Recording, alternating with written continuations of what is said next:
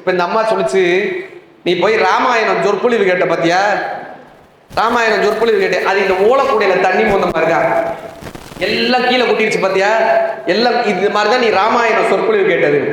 அவர் சொன்னாரு, நம்மாளு ஏதோ தப்பு பண்ணிட்டு வரும்போது மீனாட்சி அம்மன் காலில் விழுந்துருக்காரு, தலையில பூரா நழுவு கொட்டிருக்கு. சொக்கநாதராய இருந்தாலும் கூட மீனாட்சி அம்மனின் காலில் விழுந்தால்தான் வாழ்க்கை சிறக்கும்ன்றத மீனாட்சி பிள்ளை தமிழ் கொண்டு. எதுக்காகப்பா இந்த நல்ல விஷயங்களை கேட்கணும்? ஏன் இந்த ஆன்மீக சொற்பொழிவுகளை கேட்கணும்? ஏன் 2 வார்த்தை காதல விழுகணும்? ஒரு ஊர்ல இதே மாதிரி ஒரு ராமாயண சொற்பொழிவுன்றதுக்காக ஒருத்தர் போனார், ராமாயண சொற்பொழிவு பண்றாரு. இப்ப அந்த ஊர்ல மாட்டு கொட்டகை இருக்கும்ல, இந்த மாட்டு கொட்டகையில கணவனும் மனைவியும் வேலை பார்க்கறாங்க. ஒரு தம்பதியினர் மாட்டு கொட்டகையில வேலை பார்க்கறாங்க. அந்த வீட்டுக்காரர் சொல்றாரு, ஏமா இந்த யாரோ ஒருத்தர் ராமாயணம் சொற்பொழிவு சொல்றாராமா, நான் போய் ராமாயணம் கேட்டு வரேன்ற. இந்த அம்மா சொல்லுது, நம்ம சாணி அல்றோம், நமக்கு எதுக்கு யார் ராமாயணம்? ராமாயணத்தை தெரிஞ்சுக்கிட்டு நீ என்ன பண்ணும்? யாரோ ஒருத்தர் நல்ல விஷயம் சொல்றாரு, நல்ல இது சொல்றாரு, நான் போய் கேட்டு வரேனே. அந்த அம்மா சொல்லிச்சு, என் பேச்சை தவிர ஊர்ல இருக்கிறவன் அத்தனை பேர் பேச்சையும் நீ கேட்ப. அனுபவிச்சு சிரிக்கிறாங்க. ராமாயணம் நம்ம வீட்டு ராமாயணமே பத்தல, நீ வேற ராமாயணம் கேட்க போறியா அப்படின்னு. இப்ப இவர் போனாராம், முத நாள் போய் ராமாயணம் கேட்டார். முத நாள் ராமாயணம் கேட்டு வந்தார். இந்த அம்மா கேட்டாங்க, முத நாள் போனியே ராமாயணம் கேட்டியே, என்ன சொன்னாங்க? ராமாயணத்துல என்ன சொன்னாங்க? அவர் சொன்னாரு, நல்லா சொன்னாங்க, ஆனா என்ன சொன்னாங்கன்னு எனக்கு சொல்ல தெரியாது. நல்லா சொன்னாங்க, என்ன சொன்னாங்கன்னு. 2வது நாள் போனாரு. 2வது நாள் அந்த அம்மா கேட்டுச்சு, யோ இன்னைக்காவது சொல்லியா, ராமாயணத்துல என்னையா சொன்னாங்க? நல்லா சொன்னாங்க, ஆனா என்ன சொன்னாங்கன்னு எனக்கு சொல்ல தெரியாது. 2வது நாள். 3வது நாள் போனாரு. இந்த அம்மா 3வது நாளும் கேட்டுச்சு, என்னதாயா சொன்னாங்க? நல்லா சொன்னாங்க, ஆனா எனக்கு சொல்ல தெரியாது. 3வது நாள். 4வது நாள். 14 நாள் போய் சொற்பொழிவு கேட்டாரு. 14 நாளும் என்ன தெரியுமா சொன்னாரு? நல்லா சொன்னாங்க, என்ன சொன்னாங்கன்னு. இந்த அம்மா கோவம் வந்துருச்சு. இந்த சாணி என்ற கூடை இருக்கும்ல, இந்த கூடையை எடுத்து, வெறும் கூடை, சாணி என்ற கூடைய, இந்த ஓலை கூடையை எடுத்து அந்த மனுஷன்கிட்ட கொடுத்து, போய் ஆத்துல இருந்து தண்ணி மோந்துட்டு வாண்டாங்க. ஆத்துல இருந்து தண்ணி எடுத்துட்டு வாங்க. முதல் தடவை தண்ணி எடுத்துட்டு வந்தார். ஓலக்கூடையில தண்ணி எடுத்து என்ன ஆகும்? தண்ணி பூரா வெளியே கொட்டிடும். கரெக்டா? முதல் நாள் கொண்டு வந்தார். முதல் தடவை கூடைய கழிச்சாரு, தண்ணி இல்லை. 2வது தடவை போனாரு தண்ணி எடுக்க, தண்ணி கொட்டிடும். 3வது தடவை, 4வது தடவை, 5வது தடவை, 14 தடவை போனார். 14 தடவையும் தண்ணி எடுத்தார். 14 தடவையும் கீழே கொட்டுச்சு. இப்ப இந்த அம்மா சொல்லிச்சு, நீ போய் ராமாயணம் சொற்பொழிவு கேட்ட பாத்தியா, ராமாயணம் சொற்பொழிவு கேட்டு, அது இந்த ஓலக்கூடையில தண்ணி மோந்த மாதிரிதான் எல்லாம் கீழே கொட்டிருச்சு பாத்தியா, எல்லாம் இது மாதிரிதான் நீ ராமாயணம் சொற்பொழிவு கேட்டது. அவர் சொன்னாரு, அது தண்ணி எல்லாம் கீழே கொட்டிருச்சு, ஆனா கூட சுத்தமாயிருச்சு பாத்தியா. முதல் தடவை சாணக்கூடை எவ்வளவு அழுக்கா இருந்தது, 14வது முறை இந்த கூடை எவ்வளவு சுத்தமாயிருச்சு பாத்தியா. என் மன அழுக்குகளை அந்த ராமாயண சொற்பொழிவு நீக்கியதுன்னு அந்த கணவர் கற்றுக் கொடுத்துருப்பாங்க. அதுக்காக இந்த நல்ல விஷயங்களை கேட்கணும்.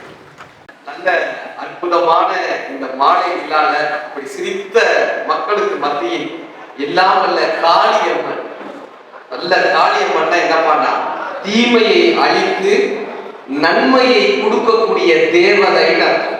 நம் மனதில் இருக்கக்கூடிய தீமையை அழித்து நன்மையை கொடுக்கக்கூடிய தேவதை. நம்ம ஊர்ல தான் 3 வகையான வழிபாடுகள் இருந்தது. வழிபாட்டினுடைய சிறப்பு என்னன்றதுக்காக சொல்றேன். 3 வகையான வழிபாடு. உருவ வழிபாடு, உருவ வழிபாடு, சிலை வைத்து வழிபாடக்கூடிய உருவ வழிபாடு.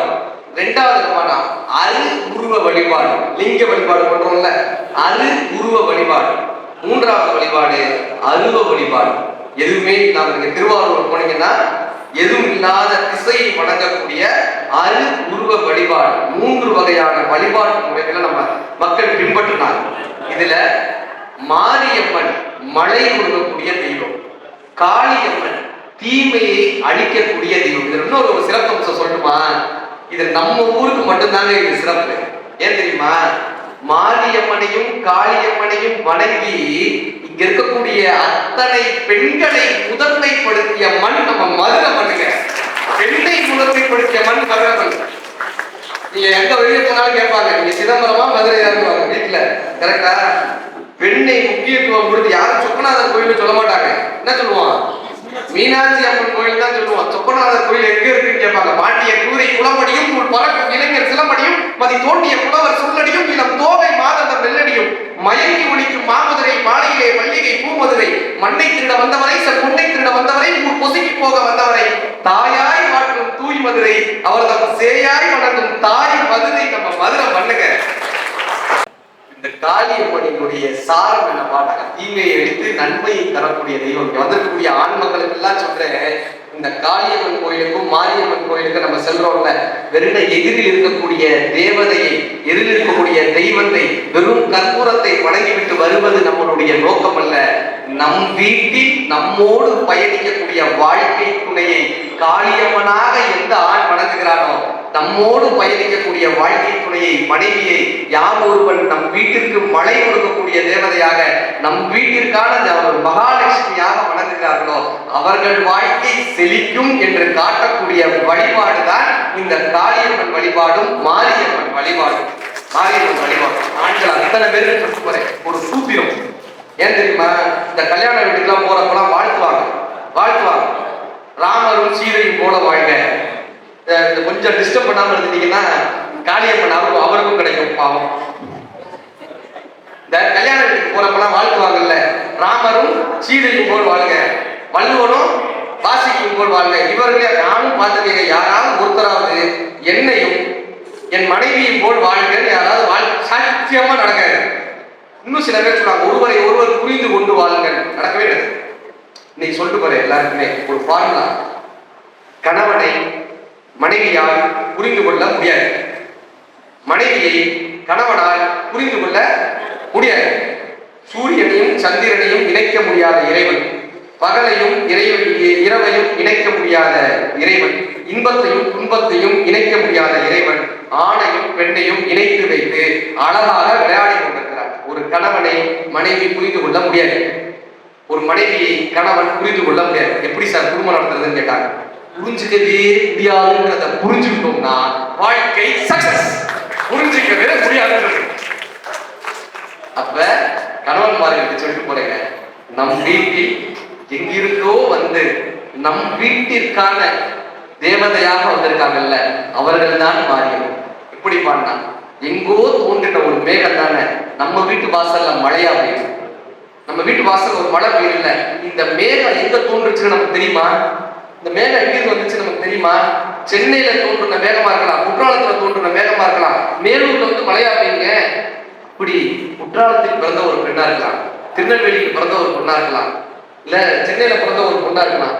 அந்த மேகம் மாதிரி எங்கேயோ தோன்றின மேகம் நம்ம வீட்டு வாசல்ல மழையா பெய்யல, எங்கேயோ பிறந்த ஒரு பொண்ணு நம்ம வீட்டுக்கு வந்து நம்மளுடைய வாழ்க்கைக்காக தன்னுடைய வாழ்க்கையை அர்ப்பணம் செய்கிறார்களே, அப்படிப்பட்ட பெண்கள் தான் மாரியம்மனாக இருக்கிறார்கள். அப்படியான பெண்கள் தான் காளியம்மனாக இருக்கிறார்கள். நீங்கள் உங்கள் வீட்டில் இருக்கக்கூடிய மனைவிமார்களை மகிழ்ச்சியாக வைத்திருக்கும் போது அருள்மிகு காளியம்மன் உங்களை மகிழ்ச்சியாக வைத்திருப்பாங்க. இல்ல நம்ம வீட்டுல இருக்கிற காளியம்மன் நம்மளை மகிழ்ச்சியாக வச்சிருப்பாங்க. ரெண்டுல ஏதாவது ஒண்ணு நடக்கும். கரெக்டாக திருக்குறள்ல படிச்சுக்கிட்டு இருந்தேன், ஒரு வாட்டி திருக்குறள் படிச்சுட்டு இருந்தேன். வள்ளுவர் வாசிக்கு கதை வரும். வாசிக்கமா கிணத்துல தண்ணி அரைச்சிட்டு இருந்தாங்க. வள்ளுவர் என்ன பண்ணாங்க, வாசிக்கமா பறந்து வந்தாங்க. வாலி இதை நான் படிச்சேனம்மா, படிச்சு நான் என்ன பண்ணிருக்கோம், சரி வாசிக்கமா பறந்து வந்தாங்கன்னு வச்சுட்டு இருக்கணும். ஏன் பொண்டாட்டி வாசம் தெளிச்சுட்டு இருந்தாங்க. நான் சும்மா இல்லாம அப்படியே டெஸ்ட் பண்ணி பார்ப்போம் அப்படின்னு ஜானகி அப்படின்னு என் பொண்டாட்டி அங்கேயே இருந்தா. வாலி கூப்பிட்டு வந்துச்சு. அண்ணனுக்கு எவ்வளவு சந்தோஷமா இருக்கு. இதான் நடக்கும். சரி, நம்ம அறிவு ஜீவித்தெல்லாம் வீட்டுல காட்டக்கூடாதுங்க. மீனாட்சி பிள்ளை தமிழ்னு மதுரையில ஒரு நூல், மீனாட்சி பிள்ளை தமிழ்னு. அதுல ஒரு கதை வரும். இந்த பள்ளி அறை பூஜை நடக்குதுல்ல, பள்ளி அறை பூஜை ஊஞ்சல் ஆட்டுவாங்க பாத்துருக்கீங்களா? பள்ளி அறை பூஜையில, இந்த பள்ளி அறை பூஜையில மீனாட்சி அம்மனும் சொக்கநாதரும் ஊஞ்சல்ல உட்கார்ந்துருக்காங்க. ரெண்டு பூதகணங்கள் ஊஞ்சல் ஆட்டுது. ரெண்டு பூதகணங்கள், அந்த பக்கம் ஒரு பூதம் நிக்குது, இந்த பக்கம் ஒரு பூதம் நிக்குது. இது ஊஞ்சலை இப்படி தள்ளி விடணும், அது ஊஞ்சல் அப்படி தள்ளி விடணும். அந்த பூதம் இந்த பூதத்துக்கு ஒரு சிக்னல் காட்டுது. ஏய், சிவபெருமான் தலையை பாரு, சொக்கநாதருடைய தலையை பாரு, இந்த தலையை பாரு. இந்த பூதம் எட்டி தலையை பார்த்தா சிவபெருமான் தலையில அங்கங்க அங்கங்க சிகப்பு சிகப்பா இருக்கு, சிகப்பு சிகப்பா இருக்கு. இப்ப இந்த பூதம் அந்த பூதத்தை கேக்குது, சிவபெருமானிய ஹேர் கலரிங் பண்ணிட்டு வந்திருக்காரு, இப்ப எதுக்கு ஹேர் கலரிங் கூட வந்திருக்காரு? அப்படியே அந்த பூதம் வந்து கண்ணை காட்டுது. மீனாட்சி அம்மன் காலை பாரு, மீனாட்சி அம்மன் காலை பாரு, இந்த காலில் நலுங்கு போட்டிருப்பாங்கல்ல, இந்த நலுங்கு அங்கங்க அழிஞ்சு போயிருக்கு. நம்ம ஆளு ஏதோ தப்பு பண்ணிட்டு வரும்போது மீனாட்சி அம்மன் காலில் விழுந்துருக்காரு, தலையில பூரா நலுங்கு ஒட்டி இருக்கு. சொக்கநாதராக இருந்தாலும் கூட மீனாட்சி அம்மனின் காலில் விழுந்தால்தான் வாழ்க்கை சிறக்கும்ன்றத மீனாட்சி பிள்ளை தமிழ் வாழ்க்கையில ஜெயிக்கணும்னா நம் வீட்டு மாரியம்மன்களை வணங்க வேண்டும்.